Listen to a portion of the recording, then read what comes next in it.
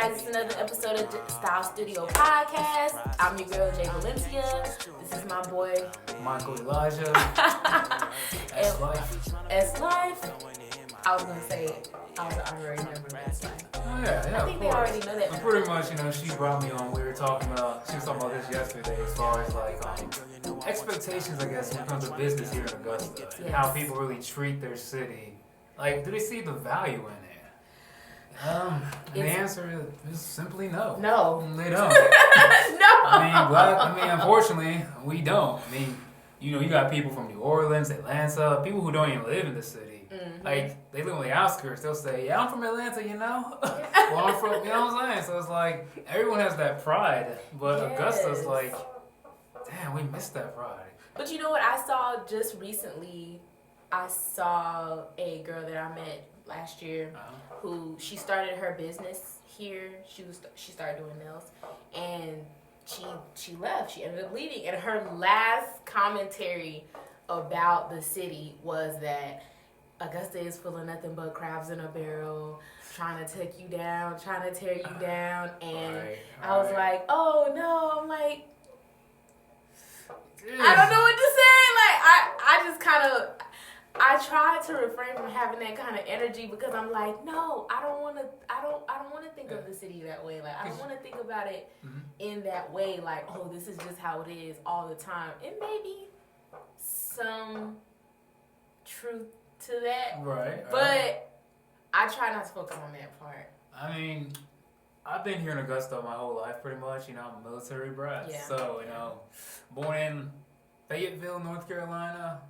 My mom's family, her grandparents, they're from Wagner, South Carolina. Oh, okay. My dad's from Valdosta. So it's like I've been here in the South, since Fort Gordon here is in Augusta. Right. And we're one of the only last big forts, here. And plus the cybersecurity program came down here. Right. So it's Augusta, there's money flowing in it. Yeah. So we've been in Augusta since elementary school for me. Mm-hmm. So it's I seen the city grow, but it's just no one's really gonna rep it like that. And that's the part that I'm nervous about. Even in my school, my graduation, everyone's oh man, I'm going someplace else. Yeah. No one wants to go here. No one cares. Yeah. So, And I say I'm nervous because it's should I start a business here? Oh, you should though, because money's flowing in Augusta. Don't get this twisted. Yeah. That's the funny thing. Money's coming to Augusta. It's just that Augustans aren't taking advantage of it. When the Masters comes, I worked for the Masters before. When the Masters comes around, you see nothing but people from the north come down, telling us what to do. Okay, y'all go here. A bunch of guys from Philadelphia coming down Really? or they're running the parking lot area and whatnot. Really? Yeah, I didn't know that. Yeah, man, shoot. All these high schoolers, these local high schoolers that work for the Masters, did parking or whatever little thing. Most of their employers, they come from up north and everything. A lot of them are coming down. They're coming down. But they can just utilize people that's from here. Exactly. So we're the cheap labor. Whoa. So other we people gotta get into that. I didn't know anything about that. I did not know. It's true. They just come. They come once a year too with the Masters. Where do they come from? I didn't see them around town. They came down ready for the Masters too. Wow. And they got to be getting paid because it's of course. From all the way. They're making a lot of money. We're making just pennies. Oh my God. And then the Masters is happening again November 16th, I believe. So it'll be the same thing again, Oh wow. So, wow. That's if Corona doesn't break out again. But I'm Because just like football, if Corona breaks out again, then we can kiss all the sports events goodbye. So. Yeah, I feel but we're in a second wave right now. Because they're saying it's getting worse. That means it's not gonna get better. No, unfortunately. I don't think so. People are trying to go back to normalcy, but dude, you can't rush these things. Yeah, so, this to me is just unpredictable because it's you're quarantined, but are you really quarantined? Are you really staying away? Are you really taking the necessary precautions? Because people have it and are walking around and not saying anything. Yeah. But at Twin Peaks, for example, oh shit, I probably shouldn't have said that. Oh, never people know where I work. No, let's say at the restaurant I work at. No, he's definitely gonna edit that. Okay, I'm just at the restaurant I work at. It's people come in and they probably have it. They're just not saying anything. Yeah. You know what I'm saying? Because they check the employees every time we go in, everything. Hey, temperature, all that stuff. Wear mask. But what's the point of that when you have all these people coming in? Exactly. And you're not checking them. You're not even checking the people. Someone that are has it. door. Someone's positive with it, just walking around. That's just how it is. So you're so right. That altogether makes me think like, are we really doing the best right now? Exactly. And prepare for this. And I'm seeing like, when I go, if I have to go to the store, I'll see, they'll have one way in, one way out, and I'm thinking to myself, is that really a precaution? Like, is that really gonna help? Like, what is that gonna do? I don't know. It's a little comical. Yeah. And then it's a little bit nerve-wracking and then frustrating at the same time. But I don't know. Like, I just don't see how that's helping the situation. I don't see how that's allowing numbers to decline. I don't know. I don't get it because people have to go to work. People have to take care of their families. They have to go to the grocery stores. I just kind of feel like there's just no way for people to just stay in one spot. It's impossible until we all die. Oh shit!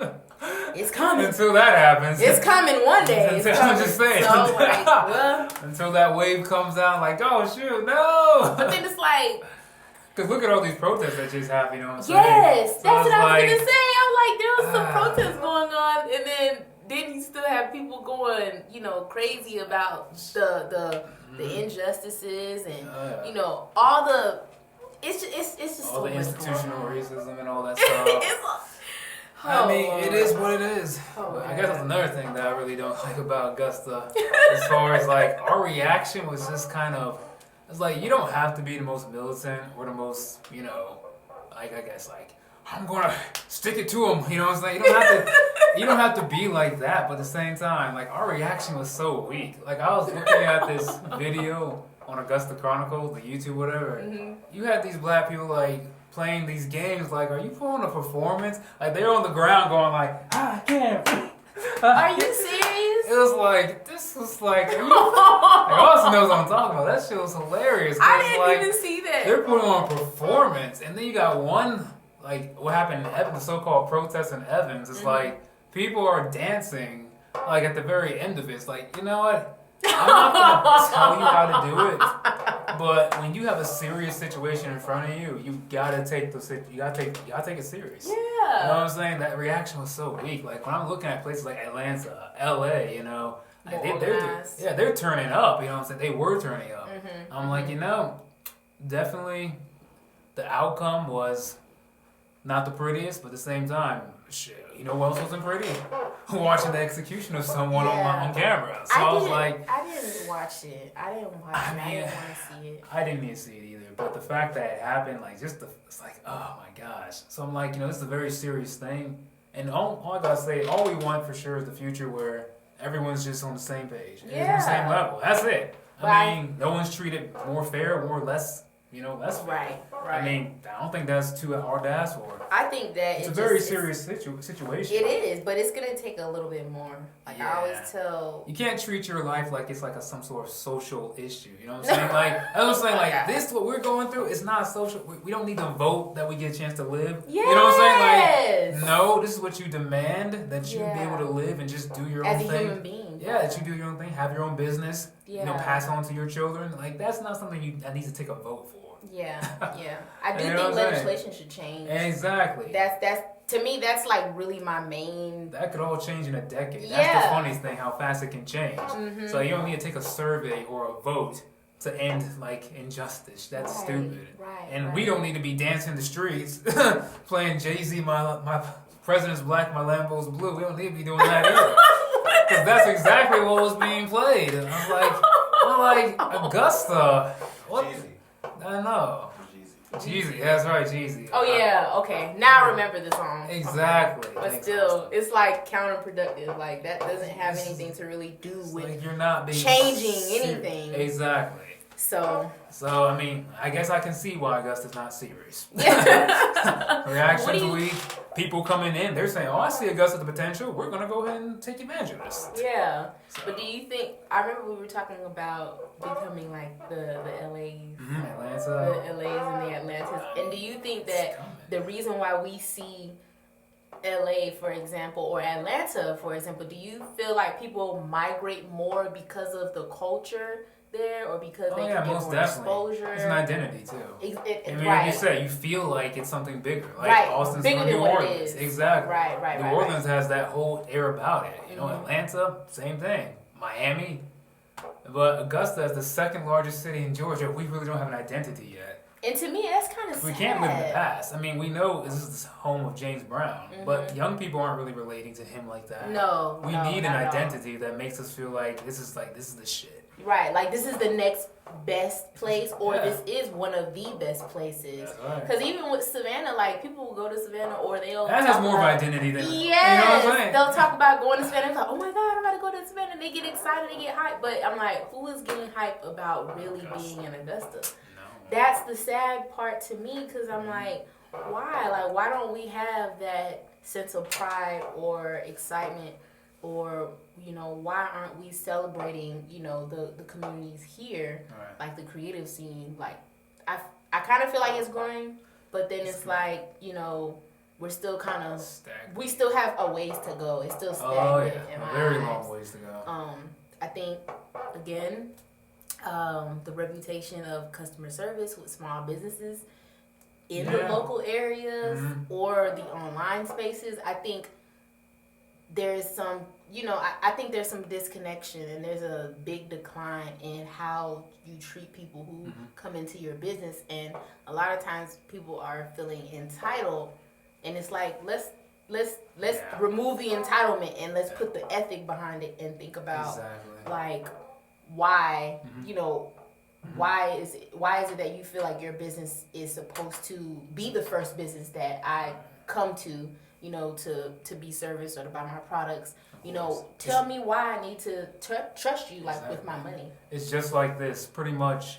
When it comes to like black people doing business with them, it's like the tiebreaker for like whether you go to an Asian shop or a black shop. The tiebreaker is they're black if the quality is the same. You know what I'm saying? Like they have like good quality products. They both do. Well, I'm gonna go to the black one and support them with this. You know, that's a tiebreaker. But if obviously the Asian shop is selling, you know, better quality stuff, and it's like, dude, it's like I want to support you, but I'm gonna get the better product. You know what I'm saying? That's where your money's gonna go to. And you're gonna go to where you can get the access. Exactly. You can get more access. It's like, unfortunately, that's the way it should be. That's when you gotta look at it. Like I always go to the black person shop if the quality is better, and then, you know, I won't support it. Right. You can get better quality. You know, you're not feeling like your business even welcome. Like, damn, like I don't owe you this. Yeah, exactly. You know what I'm saying? It has to be.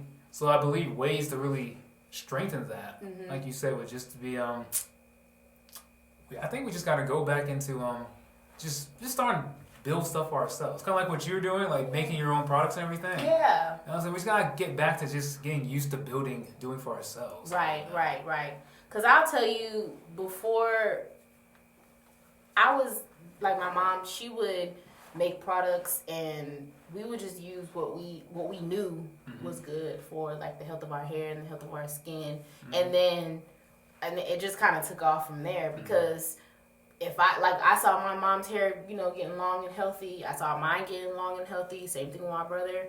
And then with the skincare, we were always just, you know, trying different things. And once it started working, we just kind of stuck with it. And then, you know, if we branched off and tried different things, it was only because we kind of already knew what base ingredients would work. So we would try, you know, other products that were alike in that way. And, you know, similar to what we were already doing. So, I mean, I hate to sound like, you know, I don't want to support, but I do want to support, but I don't have to purchase, you know, certain items. There's certain things I'm naturally able to go in my backyard, pull it, you know, and use it and continue to grow it. I'm used to that. My garden replenishes on a yearly basis, so I'm not really losing the main ingredients that I would need. So I don't know. You know, if I choose to spend my money with the business, it's my choice. It's because I'm trusting you, and then because I'm believing that what you have to offer is of value. Right. So. Yeah, I mean that's just plain simple. You know, you gotta definitely like just give people the best product and everything, and hopefully they do the same thing in return. But I don't like that. I don't want to keep saying I don't like it because Oh shit. There's nothing you could do like when it comes to there's nothing you can do besides just stop spending your money. There's nothing you can do other than that. Yeah, but I don't want to be that way. I want to help. I want to help us grow. Right. As a community, I want to be a part of the change and not be the just part dogging of the problem all the time. and dogging people and the businesses out and the creatives out. I feel like it would help more just to be authentic and build the trust. Right. So really, at the end of the day, the only thing that we can do is just do the best that we can as each. You know what I'm saying? Just do the best you can. Yeah. As you know, and of course support other people, like-minded people. Yeah. I mean, that's how communities start. You know what I'm saying? You got someone who's good at building, someone who's good at farming, right? Someone's good at making other home products. You know what I'm saying? So you like people just like who come together, who build great stuff, and that's how pretty communities are pretty much formed. Just building products and just working together on that. Because you can't force everyone to get on the same page. I mean, eventually people will get on the same page. Yeah. Once they start seeing like things pop off. Yeah. But right now, it's like you just gotta do the best that you can do. Yeah. And make sure your service is the most and quality. But I also think about like my experience as a consumer. I think about the type of experience that I have with the business, and if it's whether it's a good one or a bad one.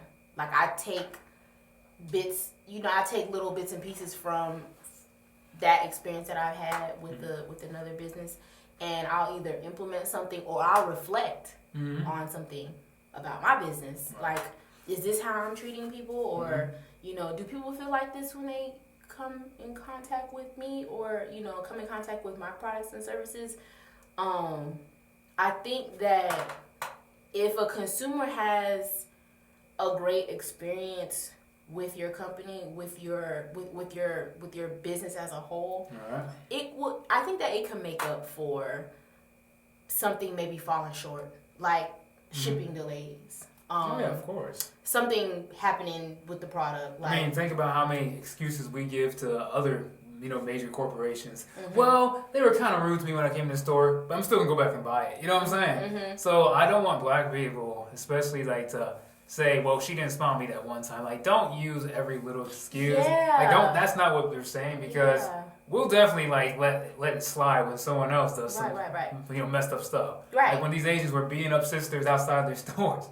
Plenty of videos of that, you know what I'm saying? Like, I mean, shoot, there's been loads of videos of that. So you see stuff like that, it's like, damn. And they still going your nails back. They still going back in line. Like, you're still buying. So let's not like put us on some pedestal or some standard like, they have to be perfect. Like, no. Right. Like, if they're doing their best, then you definitely should be patient with them, because no business starts off perfect. Everything takes time to grow. Yeah. So it's like we need to do the best quality for each other, but also we need to be patient with one another too. True. Very true. So I agree. And not cancel. I don't like the new cancel culture or what they're trying to create as cancel culture, because I don't feel like... I don't like what it's evolving into. Yeah, I don't like that. Because just when someone like reveals who they are, you definitely should like be aware of that. So you know, okay, so we support them or not. If they're like doing something that's like you don't want to support, then you should pretty much cancel them. But I don't like how it's being warped into something else. Yeah, to me, it seems like bullying. Yeah, now it's turning to bullying. Yeah. Pretty much that's what it is. Yeah. You know what I'm saying? When it turns into something that's not what it was intended for. Yeah. Because just knowing what someone's done wrong and saying, okay, I don't want to, support them anymore. Right. There's nothing wrong with that. But my thing is, how many chances have you given other corporations and businesses? Yeah, exactly. How many chances have you shopped with them? How long you waited outside Popeye? Exactly. I just said that too. How long do you wait in Chick-fil-A's line? When I was talking about canceling, that's more like an individual thing. Cause I was but that's what I'm saying. Why is it more individual based? Why are we just basing it on just individuals when corporations do these things and fall short all the time? Yeah. Is it because it's more people, and because this one person, you're expecting this one person to have the same kind of quality and to have the same kind of execution as a corporation? No, one person can't do what a corporation is doing, because they have multiple people filling those spaces and filling those operations. And you're referring to cancel culture pretty much like comes to businesses, right? Well, business, and then even like when it comes to influencers. Because that's what I was more like talking about. I was talking more like, I was referring like cancel culture like on like influence, like, like celebrities or athletes, that kind of stuff. That's what I was thinking about. But why even cancel them? They're still human. Well, if someone reveals that they're racist, I'm definitely not going to want to support them. Okay, see, now that's a different topic. Yeah. Now that's a different topic because we're in the middle of. To me, I feel like we're in the middle of war. I feel like we're at war right now. We're in the middle of a revolution right now. So yes, we've been in that. We've definitely been in that. That to me is yes. Yeah, I mean that's that's a non-negotiable. That's a non-negotiable. Unless someone wants to show me evidence that there's not. Right. Last time I checked, we are. Yeah. You know what I'm saying? All these incidents is not coincidence. That now and like I said, that to me would be something that's non-negotiable. So I'll or your white friends that say slick stuff sometimes. Yes. And say, oh, it's okay, I have black friends, I'm not racist. No, that's not true. You can still have. Let me see. We could just go on forever about this. But I feel like we could. I'll say this and let it be over with. Yeah. I'll base it off of the circumstance. I'll base it off of what's going on. Like with the B. Simone thing, I'm gonna touch on it and I'm gonna leave it alone. Right. I don't feel like B. Simone should be canceled. I still feel like she's gonna get support. She's still gonna get her coins, whether it's from you or another person or not. Mm-hmm. People are still going to support her because she's still a black woman in America who still has to fight through the same types of prejudice, the same types of barriers that we all still have. I feel like she still needs support. She still needs to know where she's fallen short and have a chance and an opportunity to fix it or to be better. As far as the guy with TLC who was discussing how all lives matter and not really showing that he cared or was compassionate about the actual movement itself, because I feel like people are trying to water it down and take the value out of what we're really saying when we're talking about Black Lives Matter. It's not just about the police brutality.